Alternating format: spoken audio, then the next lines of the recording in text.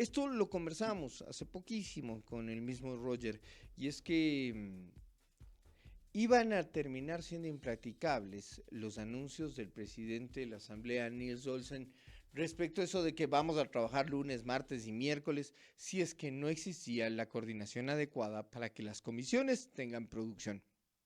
Esto, al parecer, ya hoy, tan solo 15 días después de que asumiera funciones, ya le presenta una dificultad al presidente Olsen. Y es que para esta semana ya no tuvo la posibilidad de poner sesión lunes, martes y miércoles porque no había temas para debatir en el Pleno. Es decir, las comisiones tendrán que reforzar su trabajo para generar proyectos de ley que lleguen al Pleno. Mañana sí hay un tema absolutamente importante, es el tratamiento de una reforma constitucional en segunda y definitiva discusión. Entonces, se cayó el anuncio que era para la tarima, mi querido Roger. Buenas tardes, bienvenido. Muy buenas tardes, Daniel. Como siempre, un gusto estar en este espacio. Pues como tú bien señalas, desafortunadamente en este país los políticos no han logrado diferenciar entre la campaña política y la gestión pública. Parece que muchos de ellos aún no se bajan de la tarima. Y en ese sentido, lo que hemos visto es políticos aún haciendo ofrecimientos para ganar más popularidad sin que esto signifique que en realidad se va a poder implementar. En ese sentido, ya no solo es el tema de trabajar de lunes a viernes, como que nunca se lo hubiese hecho en el pasado, sino también este tema de las multas a los faltones y atrasados en la Asamblea Nacional, cosa que desde que está vigente la Ley Orgánica de la Función Legislativa, eso está arreglado, posiblemente no se ha aplicado de una manera adecuada y las autoridades, en este caso la Contraloría General del Estado, no ha emitido algún pronunciamiento, pero es algo que existe, siempre se descuenta a los legisladores al respecto de sus ausencias y retrasos al Pleno de la Asamblea Nacional y comisiones. Ahí hay que ver si realmente se les descuenta, porque tenemos algunas Y hay alertas o casos preocupaciones al especiales, ¿no? respecto, Y hay casos especiales. por Y es supuesto. que yo lo voy a decir, entrando en esta materia, empecé a hacer algunas averiguaciones, preguntas y a solicitar, por ejemplo, información a raíz del anuncio del presidente Olsen. Y, por ejemplo, resulta que la señora Anabela Sin, ¿sí? La candidata en primer lugar de la lista de asambleístas nacionales de ADN del movimiento oficialista, que es hasta ahí donde hay que denominarla, si es que es mamá o no es mamá, no, eso no entra en esta materia. Pero en cuanto a su ejercicio legislativo, fue a la primera sesión y no volvió más. Y claro, ha principalizado o le ha dejado estas funciones al asambleísta Matovelle, que es Diego Matovelle, que es su alterno. Entonces te pregunto, acá viene un problema, porque estoy seguro que el problema de Anabela Singh no sea el sueldo, no es que a ella con la multa le vas a decir o a coercionar. Por plata no creo que sea el problema, pero te pregunto, entramos otra vez a esta discusión, ya la tuvimos y yo recuerdo haberlo conversado con la gente del observatorio, ya cuando, por ejemplo, conversábamos el caso del expresidente Febres Cordero, no cuando León Febres Cordero fue diputado, todavía no estábamos en estas, pero ya se debatió esto. ¿Qué pasa cuando tú pones, por ejemplo, una figura con la potencia de León Febres Cordero en la lista y luego él no va y va otro? Sí, Roger, sí. Es muy común que las organizaciones políticas pongan a quien, como se denomina en materia electoral, arrastre el voto, es decir, aquel que tiene más posibilidades de ser reconocido en una papeleta. Sucede muchísimo. De hecho, en este periodo legislativo va a pasar posiblemente varias de las figuras que llegaron a la Asamblea Nacional ya en un, en un mediano plazo van a renunciar, como ha sucedido en anteriores periodos legislativos, sobre todo considerando que estamos frente y a la vuelta de la esquina a unas elecciones seccionales. Eso pasó. Y el caso clarísimo, por ejemplo, es el caso de Pavel Muñoz, quien estuvo en la legislatura, a un tiempo sí un poco más prudente, pero luego se fue y se decantó por las seccionales. Eso ocurre muchísimo. Hay casos mucho más tempranos, como sucedió en el gobierno de Guillermo Lasso, en donde las principales figuras pasaron a formar parte del Ejecutivo. Es decir, Digamos, dejaron su curul para irse a la asamblea y nos referimos César Monge, él no tuvo, no creo que llegó a un día. Otro de las figuras, Francisco Jiménez, renunció a su curul para ir a ejercer el Ministerio de Gobierno. efectivamente, y que lo hayan hecho un día después nos dice que claramente esa estrategia estuvo velada, es decir, que no fue tomada a última hora. En el caso del gobierno de Daniel Noboa parece que no hay esta lógica en un inicio, pero yo entendería o proyecto, especulando por supuesto, que a mediano plazo esto va a suceder, no solo por seccionales, sino porque son personajes que también pueden crecer ya en el ámbito ejecutivo. Esto es un problema, sí, es legítimo, sí, es ético, pues habrá que verlo y es legal también. Ahora, hay otro asunto dentro de este espectro y es el transfugismo político de gente que se lanza por una organización política, pero finalmente después de unos días de haber sido posesionada en el cargo termina gestionando política por otra organización, como Y es el acá caso de la propia Mónica Salazar, entre otros Sergio, cuadros. Sergio Peña, está Samuel Celeri del Partido Social Cristiano, están varios asambleístas de Pachacuti y uno se pregunta, pero esto, el gobierno se aseguró también controlar el comité de ética. Esto no va a ser sancionado nunca. Además que el presidente vetó totalmente la ley que pretendía sancionar el transfugismo político. Entonces te pregunto, Roger, ¿estas cosas van a quedar simplemente en la crítica de quienes todos los días estamos pendientes de la política? Porque ni siquiera en el ciudadano o ciudadana de a pie nadie se va a indignar por esto.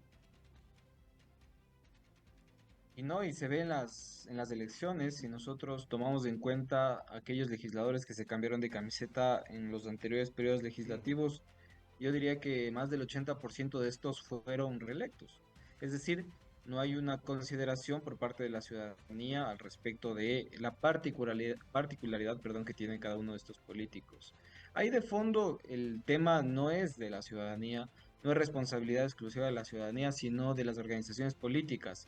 ADN, por ejemplo, y hay que decirlo con todas sus letras, se nutre de camiseteros, se nutre de aquellos que aprovechando la coyuntura se cambian de posición política, no sé si de Vendría a ideología, ser no sé si el tengan ideología PSG de la finalmente. asamblea, ¿no? Como dicen que el Paris Saint Germain tenía se llenó de estrellas, ¿no? Y armó esos equipos de ensueño con Messi, con Mbappé, con Neymar, y tuvo que deshacerse de las estrellas para quedar campeón. Pero te pregunto, ADN era eso, se llenó de cuadros importados, adquiridos, que no se formaron ahí. No necesariamente de estrellas, en virtud del símil que haces, pero sí de apoyos que requería en su momento, le urgían en su momento para poder tener alguna fuerza en el legislativo. Ahora está pasando de nuevo. Posiblemente en el futuro veamos que más legisladores de otros partidos políticos comiencen a gravitar el poder y luego a pasarse ya finalmente a formar parte de las filas de ADN. Y de fondo el tema, querido Daniel, es el siguiente. Y es tan claro y para la ciudadanía creo que lo va a tener aún más claro que yo. Y es que te presentas a las urnas, vas a votar, tomas tu papeleta y muchos votamos en pro o a favor de una propuesta, pero muchos votamos en contra para que no llegue cierta tendencia política al gobierno. ¿Qué pasa cuando, voy a poner el caso Uh -huh. hipotético, aquellos que votaron por Pachacuti, entendiendo que no querían que llegue un gobierno como el de Cualquiera Daniel de las Noboa otras, o sea, o cualquiera de de las Luisa otras González? 15. Claro, y tú piensas que tu organización política con sus legisladores van a hacer algo de resistencia o de equilibrio y finalmente terminan adhiriéndose a lo que tú votaste, a lo que le votaste en contra. Entonces, ¿qué es eso? Estamos falseando esa representación o esa elección que tiene la ciudadanía a la hora de votar. No estamos siendo coherentes con esa decisión. Claro, y me van a decir, pero este país necesita gobernabilidad, por supuesto, pero la gobernabilidad ¿A no se qué da en costo? función y a qué costo, y no se da en función del interés particular de los legisladores al respecto de posiciones políticas o quién sabe qué, sino se da en función de ideas o leyes que necesiten ciertas comunidades o sectores del país. Hoy en día vemos que hay ya decisiones del Ejecutivo importantes, hoy 5 anuncios se han realizado, entre ellos uno de los más clave y que podría afectar no sé si a corto o mediano plazo, la economía ecuatoriana y es el tema de los subsidios. Ya se comienza a ver los primeros ensayos sobre la eliminación del famoso subsidio al diésel. Y yo no he visto a legisladores pues a analizar, al menos con datos generales, cómo podría impactar estas decisiones a la economía ecuatoriana. Hay ya una Hemos, información del Ministerio de Finanzas, mi querido Roger, y gracias por hacer la pregunta principalmente. Según el Ministerio de Finanzas, la electricidad grupo de alto voltaje 1 le representará al Ecuador, al Estado ecuatoriano, una recaudación de 78 millones de dólares. Y para medio voltaje, 178 millones de dólares. Estamos hablando de 200 casi 270 millones de dólares. El subsidio al diésel para el sector atunero, 42 millones de dólares. Y la minería, este catastro minero y esta revisión de esta tasa de fiscalización le va a representar al Estado 200 millones anuales en recaudación. Es decir, estamos esperando más o menos 510 o 520 millones de dólares de estas medidas, de las 5 anunciadas hoy en la mañana. Eso le faltó al mensaje de hoy, ¿te coincides? exactamente, en términos de recaudación puede ser un dinero que va a ingresar a las arcas del Estado, pero insisto, más allá de los 5 anuncios ya vemos una tendencia hacia un norte económico o de política económica que es la eliminación de subsidios. Y nos van advirtiendo, claro, en los anuncios, por ejemplo, no se va a tocar el subsidio a la tarifa eléctrica, no se van a topar otro tipo de subsidios, por ejemplo, a la pesca artesanal y a esas embarcaciones que viven de ello. Uh -huh. Pero más allá del plano económico, te digo, Daniel, los legisladores son electos para fiscalizar este tipo de medidas.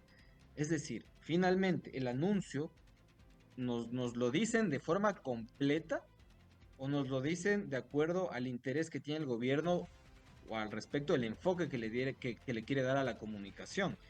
El ciudadano finalmente sí lo va a analizar, no creo que tenga el tiempo de profundizar, pero el legislador sí es su responsabilidad.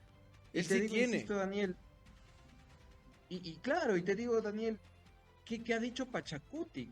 Es que a mí me entristece que luego salen a los medios de comunicación a decir, vamos a apoyar la aprobación de esta ley porque el gobierno necesita mayor apoyo para combatir ciertas mafias. Pero no estamos abordando el tema de fondo. Lo que quiero decir, Daniel, es que ¿Qué le el, van a el decir a la debate, gente que les dio el voto? Con y una el debate es muy, muy etéreo. ¿Cuál es el debate, Daniel? El debate es trabajar de lunes a viernes. Ciudadanía, ¿está de acuerdo con que la Asamblea trabaje de lunes a viernes? Sí, no, obvio. Ciudadanos, vamos a ponerle multa y salen en los principales noticieros nacionales. Vamos a poner multa a los legisladores que se atrasen y falten a las sesiones. Ecuatorianos, ¿están de acuerdo con esto? Obvio, pero ¿y lo fundamental? Es como ¿Cuándo se va a decir hablar de un lo fundamental en la vaciamiento del Asamblea? debate con cosas que son obvias, ¿no? ¿Quién está Por en contra supuesto. de la delincuencia? Todo el mundo va a levantar la mano, ¿no? Pero cuando nos dicen, miren, vamos a combatir la delincuencia con este plan, no se llega a la profundización. Entonces tú dices, ¿se está reproduciendo en la asamblea este modelo de comunicación vacío? ¿Que solo maneja emociones? Pero ojo, que esto tiene un límite. Este tipo de comunicación política o la propia comunicación política per se tiene un límite. La comunicación política nunca va a reemplazar a la política. Y cuando la comunicación política se agota y no hay política en donde sostenerse, hay problemas. Entonces, el llamado de atención es a la Asamblea Nacional, al Ejecutivo, a comenzar a gestionar política de manera adecuada y con transparencia y claridad al respecto de hacia dónde vamos. Creo que eso es lo fundamental. Y sobre todo a la Asamblea Nacional, que he visto que en su intento, tal vez lo hable de levantar la imagen del Parlamento, comienza a dar estos anuncios, pero no nos dice los puntos clave de fondo. Esto es Y un... y ahí les ponía yo un ejemplo. ¿Por qué si tanto interés tienen en mejorar la calidad legislativa y la responsabilidad de los legisladores, no les ponen multa a aquellos legisladores que no votan? Es decir, que que se van y abstienen. dicen presente y durante todo el día no asoman y sale en las actas de votaciones la ausencia. ¿Saben por qué? Porque ahí se van a salir sin sueldo. Y sobre todo legisladores de ADN, y ahí te puedo dar los datos de aquellos que en el periodo legislativo que acaba de concluir, faltaron al menos en el 40% del 100% de las votaciones. Y eso, de eso no se habla. 17 horas con 55 minutos. Nos quedamos con esos datos de Roger Selly, coordinador del Observatorio Legislativo, una iniciativa de la Fundación Ciudadanía y Desarrollo, ¿no? Está bien los anuncios que son para la tribuna, que generan el aplauso, que generan likes, pero cuando no hay política que los respalde, no hay gestión que los respalde, se caen más rápido de lo que se emitieron. Gracias, Roger. Gracias, Daniel. Un abrazo, como siempre, un gusto. Siempre un gusto conversar contigo. 17 horas con 55, 6:56 ya, 4 minutos.